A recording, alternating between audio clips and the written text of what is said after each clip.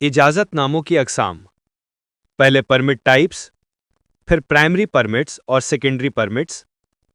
फिर primary permits के अंदर आते हैं LOA, LVPTW, SFT, और सेकेंडरी परमिट्स के अंदर आते हैं EXC, LOP और WAH।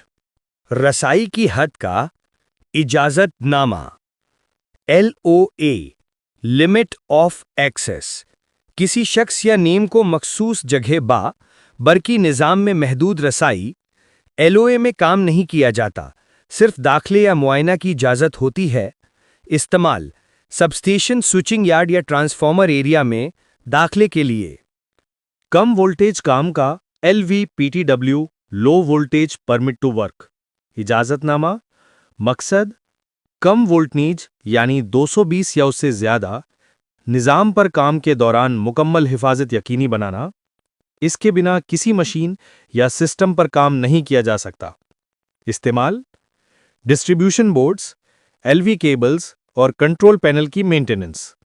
रिपेयर, इलेक्ट्रिकल आइसोलेशन और ग्राउंडिंग के बाद काम की इजाज़त मिलती है।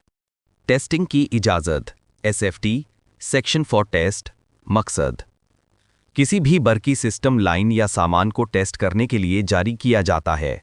इस्तेमाल new line transformer energization test, relay protection या insulation testing, fault finding equipment testing.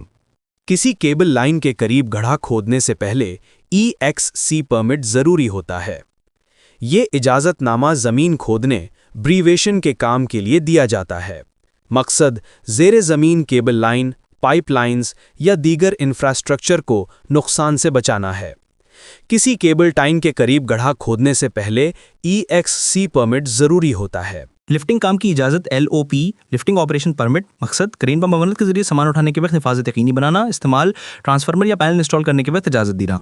ऊंचाई पर काम की इजाज़त WAH, work at height permit. मकसद ऊंचाई पर काम के दौरान गिरने के खतरे से बचाव। इस्तेमाल ऊंचाई पर काम करते वक्त, मिसाल के तौर पर हवाई लाइन में काम करते वक्त।